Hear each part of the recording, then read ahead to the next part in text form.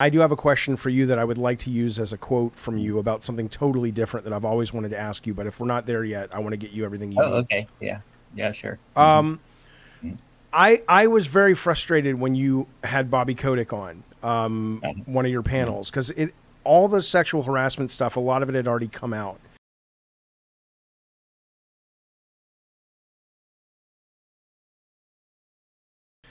Oh, yeah. Mhm. And rarely do people, especially real journalists like you, get to talk to him in a way Mhm. that's not just about, oh, come on to Squawk Box and talk about the stock and shit.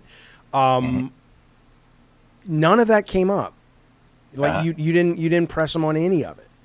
Yeah. Yeah. Why? Well, I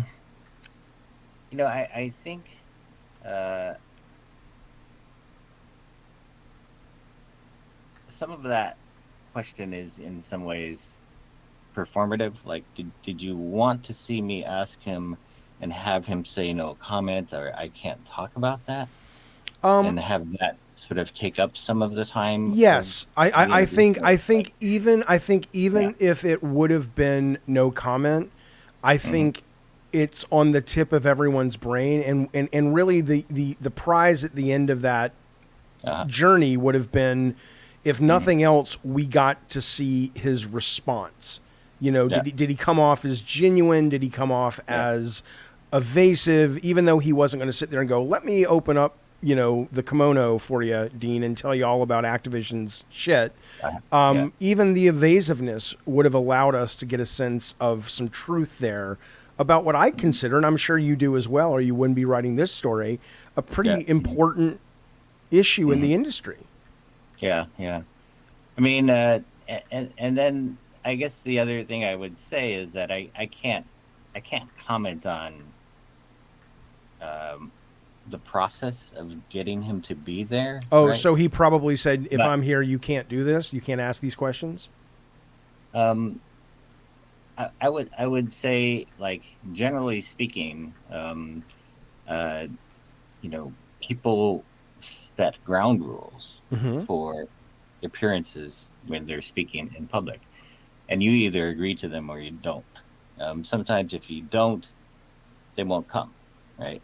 And so I think, have I asked him about the lawsuit? Yes. Mm-hmm. Have I asked him about the lawsuit on camera? No. And so, like, again, to me, some of this is, well, is is it then um, worth rejecting that talk? Like, if Right. I'm not going Okay. to get that no comment on camera, I Okay. guess is an interesting question, Did you right? read So, the Variety piece? which variety piece The then? one that Like, came out recently where he kind of denied everything and said, oh, it was all the union busting or the union stuff that was spreading these allegations, and we don't have a mhm, sexual harassment problem at Activision. And those guys didn't push back on him either. I don't know who the mhm, reporter was. And I guess uh, maybe the frustration, Dean, from a reader of your yeah, stuff, a longtime reader of your stuff, and yeah, it's not like I'm expecting, some YouTuber to go out and hold mhm, Bobby Kotick, accountable. mhm, But it's so rare that I guess the yeah, question is, looking at it now, do you think the press, not just you, but Variety and in general, do you think the press has gone too easy on some of these powerful figures because they want that access, and it mhm, comes kind of maybe at a willingness to cross a line that, mhm, and again, everybody's only as moral as their privilege allows them to be. I'm not like standing on yeah, some soapbox like you should have done this, because I don't know yeah, what I would have done if my job was to get access to these people and get paid based on these interviews. I'm just it felt frustrating to watch, yeah, when yeah. and I just didn't know Yeah, if I you. do think that I can always do a better job of getting someone to talk about something that they don't want to talk about. Um, and sometimes you do take it, and sometimes something that happens is, a person will take something off the record, and then they start talking, and I either agree to that or I don't. Right, right, right. Right? If I Okay. agree to it, then there's basically no reference that I can make to that question ever actually happening. Right. I understand. So then, do I want to get any additional insight from that off the record conversation, or do I just say no to the off the record conversation and say, no, you have to answer this question on the record, right? And Yeah, that, I mean, that I think becomes, it depends on how far the story goes, right? If you're like, yeah, okay, you have to answer it on the record, Kotick, and if you don't, that's fine, but I'm going to write a story saying you refuse to answer these questions. And that's going to make you look like an evasive prick, which you probably are, frankly. yeah, I don't know him, but from what and again, I'm always, the jury's out, innocent till proven guilty. I'm just saying the stuff I've read would bring me to that conclusion. And if Kotick's like, dude, I'm a fucking good guy, then you would think he would want to get out in front of this and go, would you guys please stop painting me like the fucking monster that you think I am? But I mean, that's different. That's a totally different conversation. I just wanted to get because I was always curious, because it was like, there's not many journalists of your esteem that have had that opportunity. And I was very curious kind of what that thought process yeah. I mean, was. I don't always think in that way, right? I think about like, what's the information I want to learn, what I want to know, what is sort of the landscape of things that will be answered. And is there a way to pull out more than someone really wants to say for the sake of getting to the truth of things that have happened, right? And you're also thinking of like, okay, like I can directly ask a bunch of really harsh and negative questions, right? But that also causes somebody to basically hang up, right? And so how can I ask the questions and still get what I need and get this conversation to actually happen and continue and finish?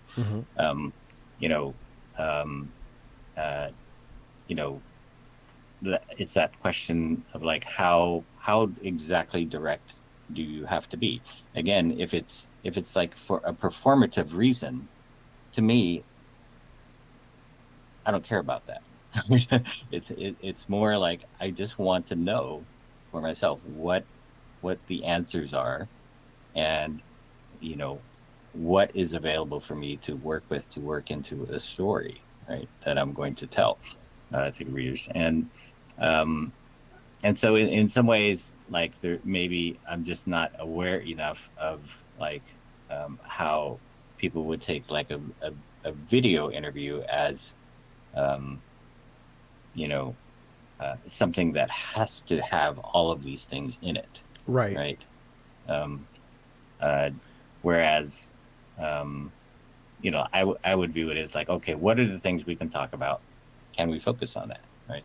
Let me ask you a point. I mean, go ahead. And a similar thing came up to me with, talking to David Haddad about, the success of Warner Brothers over time, but not being able to ask about, say, what does he think of J.K. Rowling's opinion? Right. Trans folks, yeah. Right. So, I think,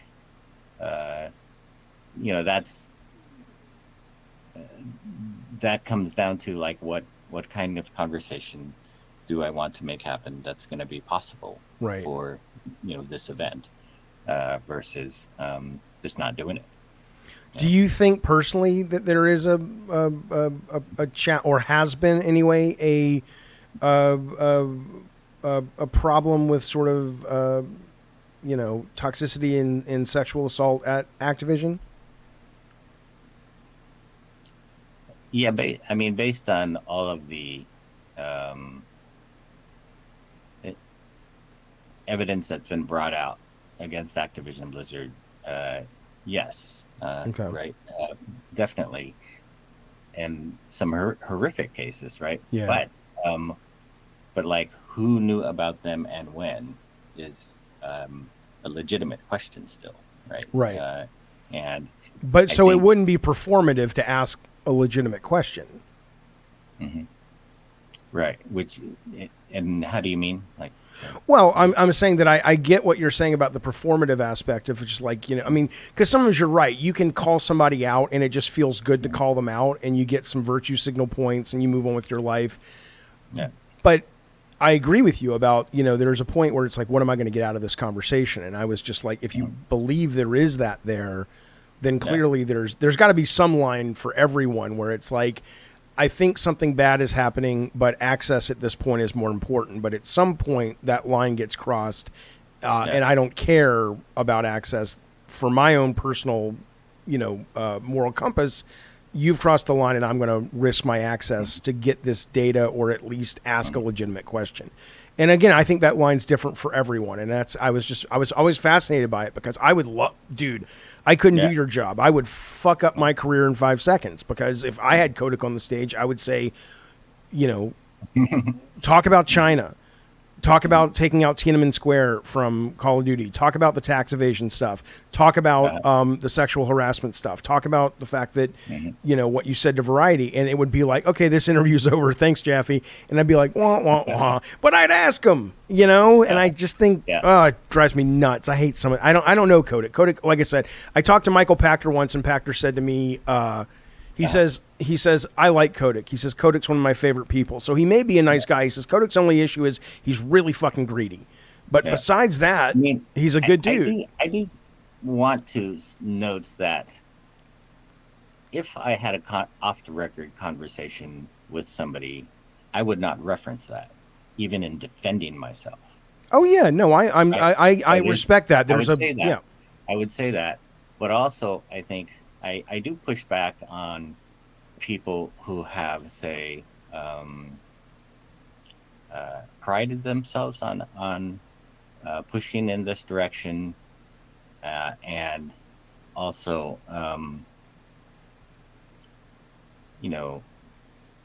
pushing closer to that edge of being sensationalist. Right? Yeah, I get it. I'm not a sensationalist. No, you're not, and that's why people trust you. I'm not performative. I'm not gonna go and go act on a stage and just be crazy, right? Right. Not me. That's not you. Yeah. That's not me. I like to objectively look at things and write about them. Like, I'm not as good on stage as other people, but I do that a fair amount. I consider like my body of work to be writing, and we don't do sensationalism, right? We try to tell stories as best we can, right?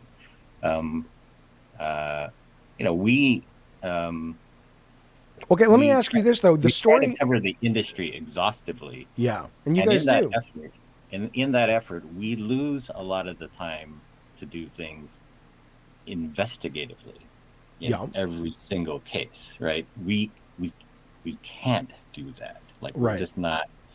If we're going to cover the industry on a daily basis the way we do, we don't have time as much as some other writers, like, who are only doing that. Right. And they can sort of look down on us and say, like, you're covering the wrong stuff.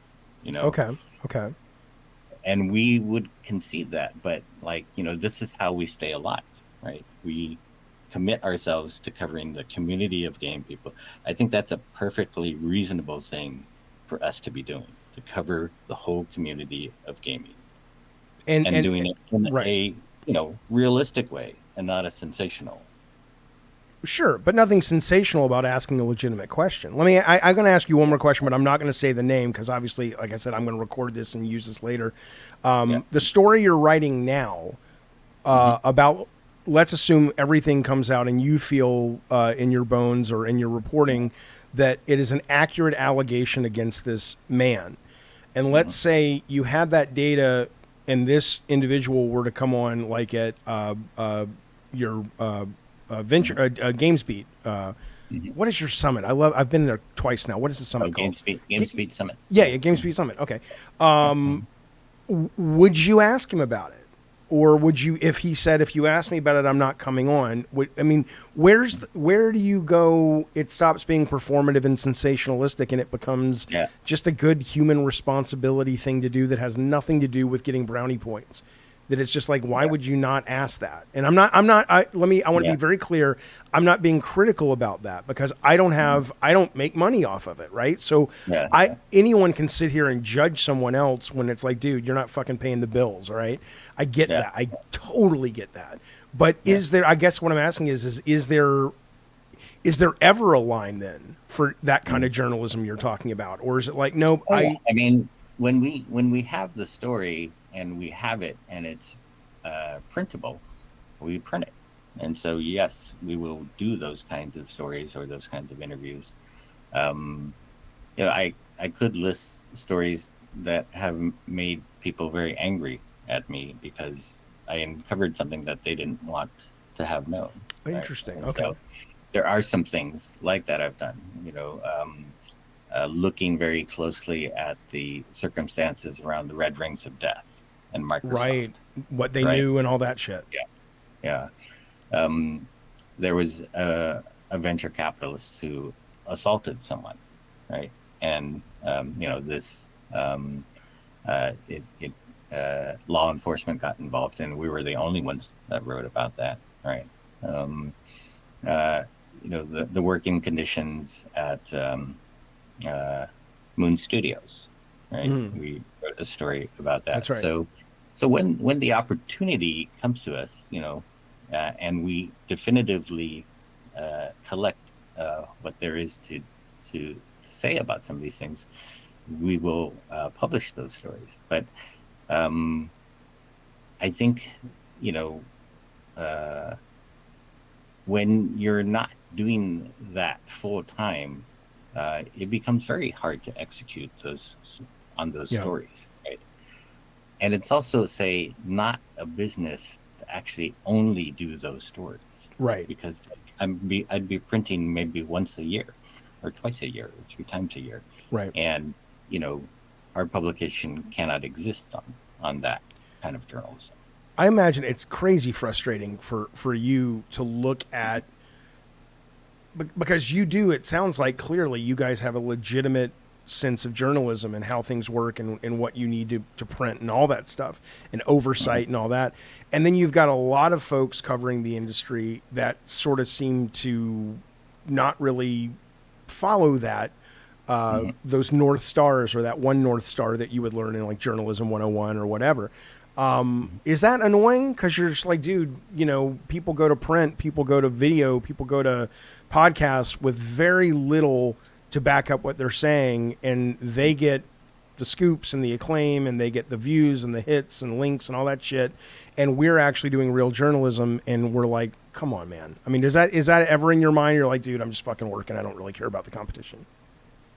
Well, I appreciate the work that those people do to uncover things that people don't want to have known, right? Okay. So I would say, like, I'm enough of a journalist to appreciate the work of other journalists in that way, right? Okay.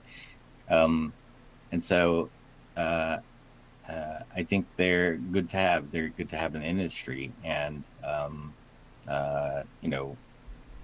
sometimes, it would be good to have them working with us or for us, but it's you do have to be part of an organization that's very successful at something in order to have those people. Yeah, that's fair. I get in terms of just the cost. I'm talking about the size of companies like the New York Times and the Washington Post, Bloomberg, and all of that. Like, we're part of a 30-something person company, right? It's really weird because I always think you guys are. Yeah, I've never thought of you guys as small. I always put you guys right up there with the main video game journalists. But I didn't know you're only 30 people. I had no idea. We're that's Games and Venture, or just GamesBeat? But GamesBeat is owned by VentureBeat. Yeah. Right, but 30 people at GamesBeat or 30 people at both? Altogether, yeah. Okay. We're in the 30 to 40 range. It depends on how you count trackers and things like that too. Gotcha. But not a big publication. We're independent. We're independently owned. Got it.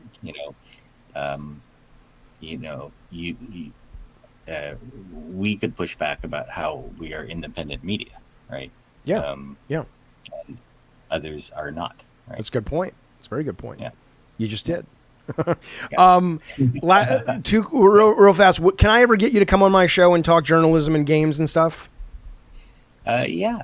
I'll read. So I mean, I don't I don't necessarily want to do it to grind an axe against, other people who love to pick on me.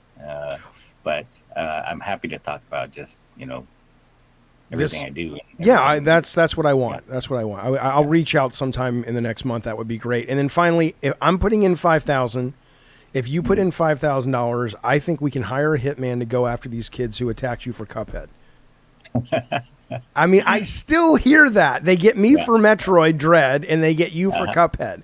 I think we should go out and beat the shit out of every single one of them. Are you with me? I'll pick you up at 2. Yeah. Well, I acknowledge I'm very bad at a lot of games. I'm good at a very small number of them. I wish I could play only those games that I'm good at, but the reality is I have to play a lot of different things, even things that I have no clue what I'm doing. What's your game of the year so far? I have one, and why is it escaping me? Tears the Kingdom, Resident Evil 4 Remake, Dave the Diver. What else? There was Final Fantasy. I really enjoyed Company of Heroes 3, which tells you what kind. Oh, great! No, I didn't. I haven't even played. I know that's out. I haven't even played it. It's good though. Okay, I'll check it out. Absolutely. All right. Yeah. Cool. All right, Dean. Well, thank you for your time. And again, you're comfortable if I use this. I can use this as content, correct? Not the first half. I would never do that. But once we went off and said, "Can I ask you some few questions?" Correct? Yeah. Okay. But on the other stuff, though, please reach out if you need anything else. I'm looking forward to seeing where all this ends up. Dean, I appreciate it, man. All right. Talk soon. Thanks. Bye. Bye.